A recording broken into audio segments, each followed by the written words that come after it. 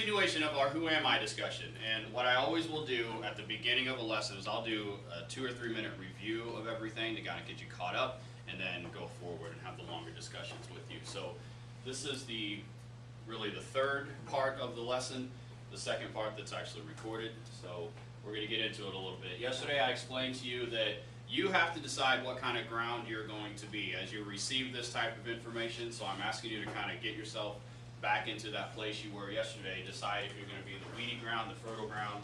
Hopefully you're not going to be the rocky ground that is there. We had a conversation yesterday about what makes you you, knowing the reality of your life. Okay, really trying to emphasize the fact that there are people on this planet who have difficulties just because they're alive. I worked for 4.5 years at a developmentally disabled home, and I also have a family member who was struggling just to survive on a daily basis. My little cousin, Ivan, when I first met him, he was super tiny, underdeveloped, just to kind of remind you of those situations. I also talked about Ricky and Freddie, who were two roommates at the developmentally disabled home that I worked at. And Ricky was the type that he was very loved, but his family just couldn't physically take care of him anymore. But they did come and visit him, and he had cerebral palsy. He was about a 13 or 14-year-old mentally, so he just wasn't able to do some of the things that you and I take for granted. Freddie, his roommate, was the horror story where his stepmom established a routine where he was treated more like an animal. His mom tried to self-abort a couple of different times and really just messed up some internal organs, and he just never had control of his body functions. When I met him, he was 72 years old and had never experienced love, attention, or validation in his entire life. He learned survival mode skills, so he was a screamer, he was a biter, he was self-abusive, he would shake in the chair until someone would pay attention to him. So I bring that up for all of us to just be reminded that there are people on this planet that have struggles. There are people on this planet that, because of their life circumstances, they don't feel like they are loved. Hopefully it's not the extreme case like Freddie, but even some people that are sitting in your classroom right now may go home to situations that are very difficult. I'll share my story probably more tomorrow as it gets into that part of the material, but I was one of those people that I had one of those lives where it was very difficult when I left the safety and comfort of the school environment, and I'll share that another time. The notes that you needed to take from yesterday's lesson are here. I know some of my classes yesterday did not get this far, so I will talk through this. Bless you. The lesson is, at least this part of the lesson, is know the reality of your life. Understand that you have the opportunity to make your own choices, to go the places you want to do the things you want to do, go the places you want to go. No matter what happens, it could be worse. I don't know if I shared Ricky's parents' story with you. Did I talk about Ricky's parents with you guys? I think there was only one class I talked about Ricky's parents. Remember one of the guys that was at the development of disabled home, his name was Ricky. His parents, when Ricky was in his late 20s, early 30s, I'm not exactly for sure when it happened, his parents went on a vacation. And tragically, they were hit by a semi-trailer, and Ricky's mom died instantly. I mean, and it was horrible. Ricky's dad was left with some severe mental disabilities. I mean, worse off than any of the residents that we had at our facility. But Ricky's dad was too old to receive disability. Okay? So he was not able to get on any of the state help that would help pay for his medical bills and all that kind of stuff. So it was another burden on that entire family. So Ricky's siblings had to help take care of not only Ricky and visit him and show the love to him, but now they had to take care of their dad after losing their mom. So it was a horrible situation. So letter A is just that reminder that we're not guaranteed even today. Nobody is. Don't take that for granted and don't take that lightly. I'm not trying to be Debbie Downer or anything like that, but none of us are guaranteed even to end this day.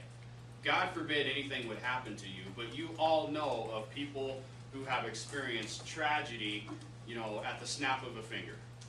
And that's really all it takes. Like Ricky's dad, like other people. I've had people that are in my graduating class that have passed away very suddenly, sometimes very strangely. But your life could make a drastic change at any moment.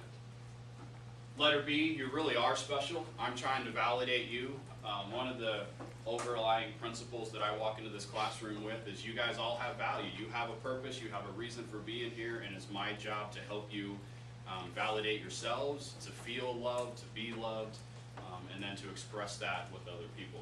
Letter C, you are able to decide what your life will be like, unlike some of the people that I've already been talking about. You have the amazing ability to make choices. You can wear what you want to wear, you can go where you want to go, you can eat what you want to eat. You make your own decisions, and ultimately those decisions lead to the life that you've chosen to lead. Okay, so, anyone else need those notes? Because we are now ready to get into the new section of the lesson. Okay, is everybody good? Alright, so let's move forward a little bit. So the first big idea is know the reality of your life. The next one is know the reality of today. How many of you know this guy, or you've seen this guy? Okay, I love this story, especially as it applies to this idea that I'm trying to bring to you. This is Jared the Subway guy. You guys know anything about Jared? You guys kind of know his story. How much weight did he lose? Do you guys remember? Alright, so I'm going to take a moment. I'm actually going to play a video for you. It's about a 3 or 4 minute video, and it's him being interviewed. See if this works. There we go. It's a little fuzzy because I did copy it from YouTube. If you're overweight and out of shape, you know how hard it is to get back on the right track. But sometimes you need a little inspiration. On today's Get Inspired, we're going to meet Jared Fogle, a familiar face who's lost over 245 pounds. Let's hear his story. So Jared, what was your peak weight?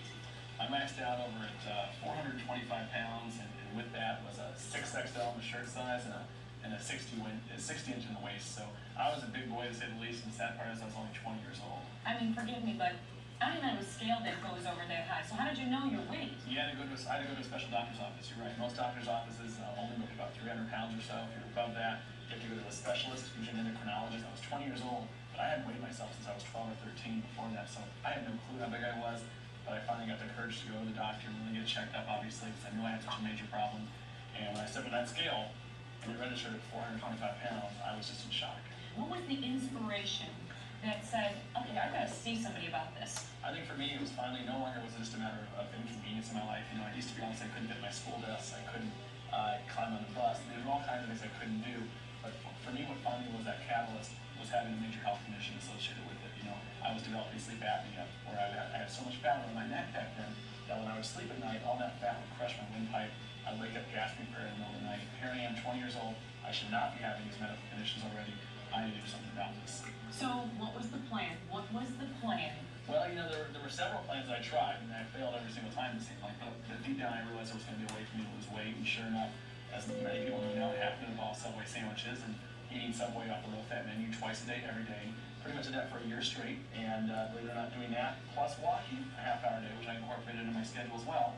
In that 1 year, I was able to drop 245 pounds. As I lost more and more weight, I could walk further distances, and I just felt great about it. Do you think part of your inspiration to keep you going was that you were being successful? I think definitely. I mean, success builds on it big time, and the more you're successful with it, you realize all the hard work and sacrifice pays off. You feel so much better about yourself. You're like, you know, this is working, I can do this, and you just get yourself everything in your life. Well, you said a couple of main things. One, I can do this. So you've got to believe. Two, get a consistent game plan, including proper diet and exercise. And three, the success is what's going to keep you going. Jared, what a great inspirational story. Thank you so much. I appreciate it. Thank you. All right, so what were some of the key points that is brought out in that story of Jared Fogle?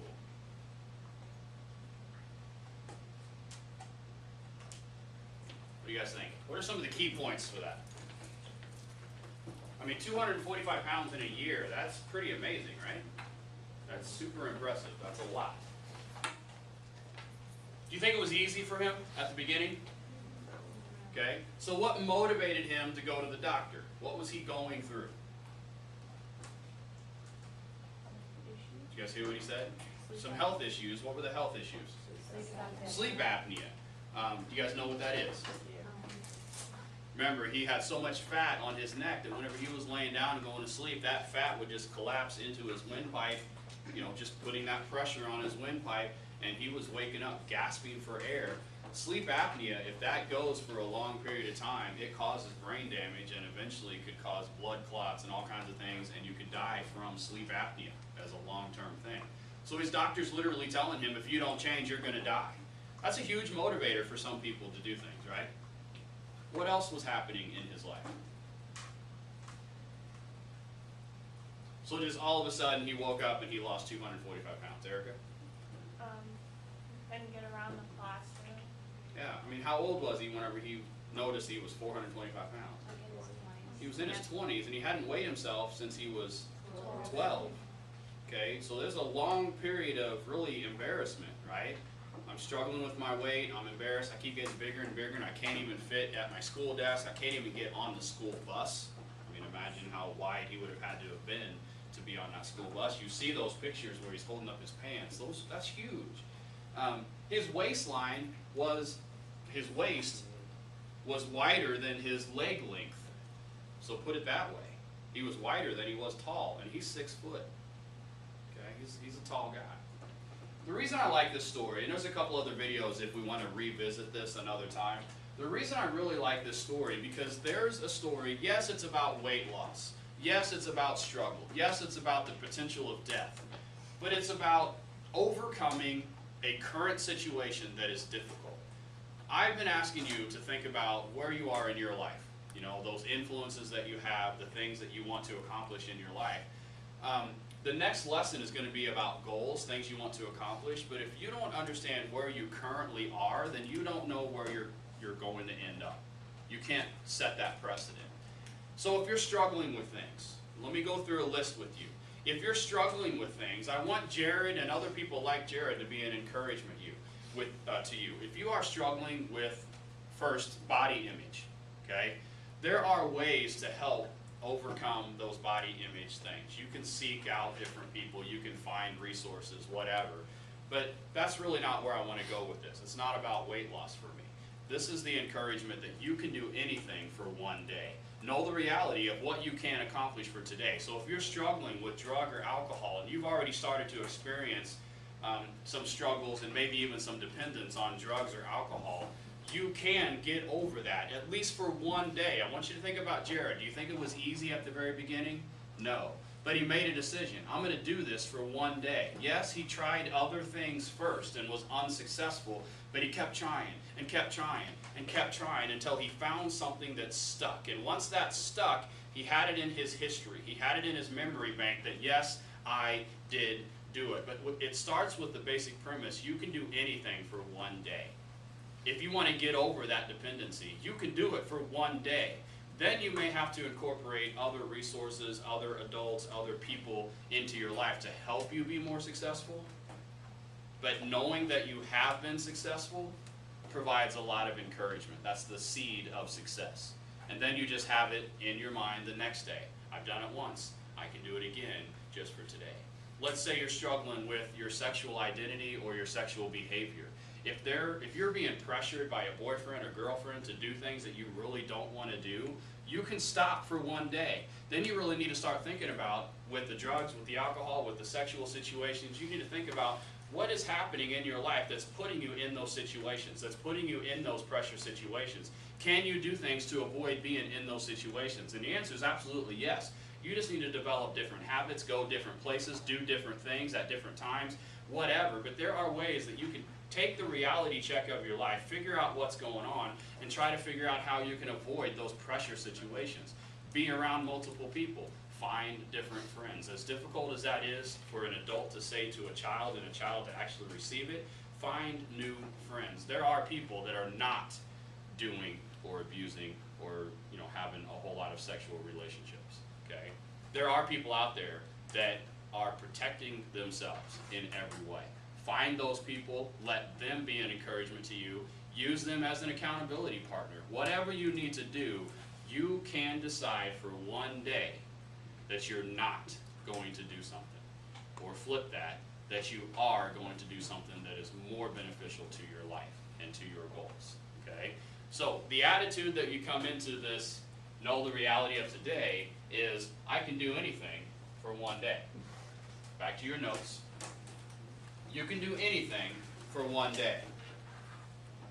Now, my mom, whenever I was growing up, my mom and my former stepdad were chain smokers. And chain smokers for years. My stepdad, that particular stepdad, my mom's been married a couple of different times, he would smoke 2 to 3 packs a day, which is quite a bit. I mean, that's pretty much a constant kind of a deal. My mom, after she left this guy, really started to adopt this kind of an attitude. I can do this. I can stop smoking today. Okay, I was successful yesterday, I'll just have one today. I don't need that one today. Eventually, and it was a long process for her to actually get over the addiction, the nicotine desire, but she was able to do it, and she started with that attitude, I can do this for one day, then I can do it for another day. Hey, I was successful the other day, I'm struggling right now, I'm going to call somebody, I'm going to do something different, I'm going to go somewhere else, I'm going to keep myself busy, whatever. You find a way to get beyond that. Once you have that attitude, whatever your motivation is to be a better person, to do something different, one of the ways to be successful is to create a list of very specific goals.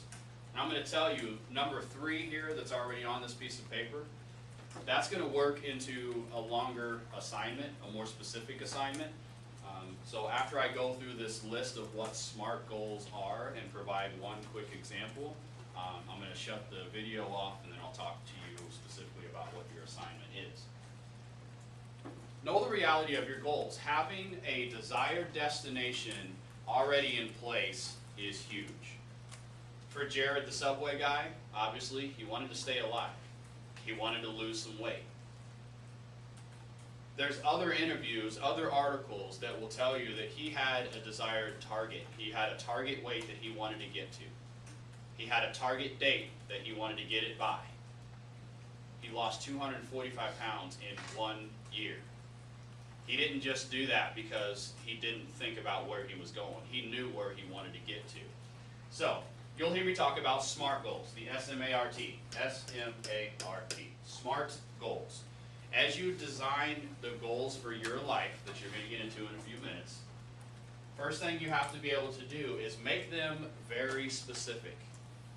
That's easy to do for a classroom setting, grades. You can say, hey, I want an A, or I want a B in Mr. Kimble's English honors class, whatever.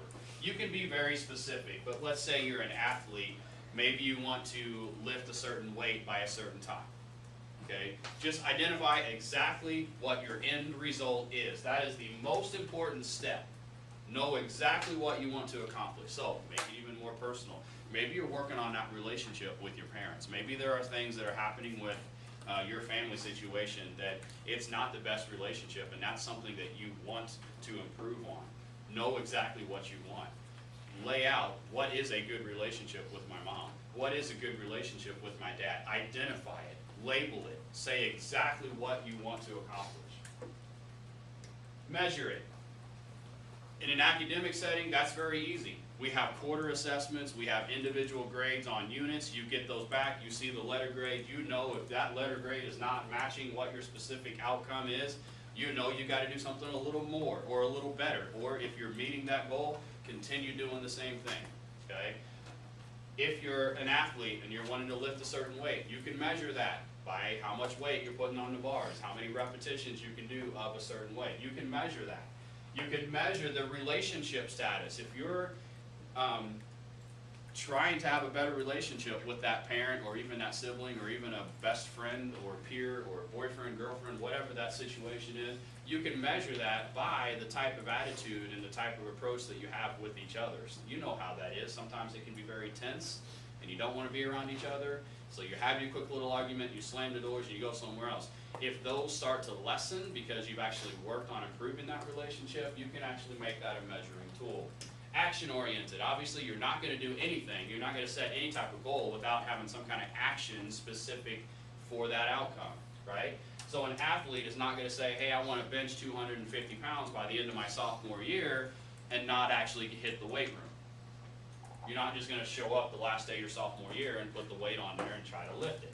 You're going to put some steps in place. So know exactly what you have to do to get to that desired outcome. Make it realistic. Some of you are you're thinking about some financial goals you may have. How many of you want to be a millionaire by the time you get older? And I'm not defining older yet, but how many of you would like to have $1 million in your life?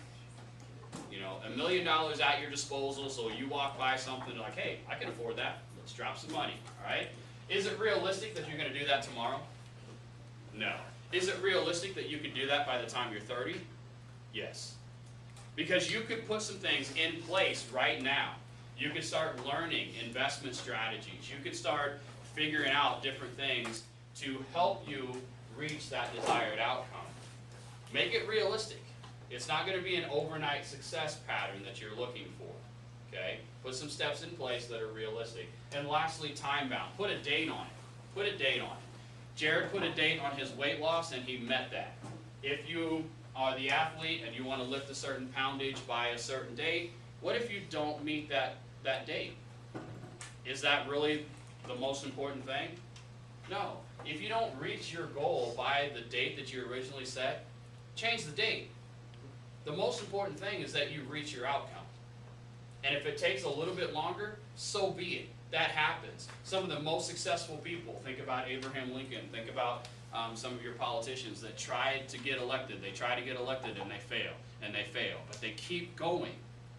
The desired outcome is the most important thing. Sometimes you will have to change your date. Okay? Alright, at this point, I'm going to shut that bad boy off, and we're going to have some conversations about what types of goals I'm going to have you set. Okay? Thank you for your attention.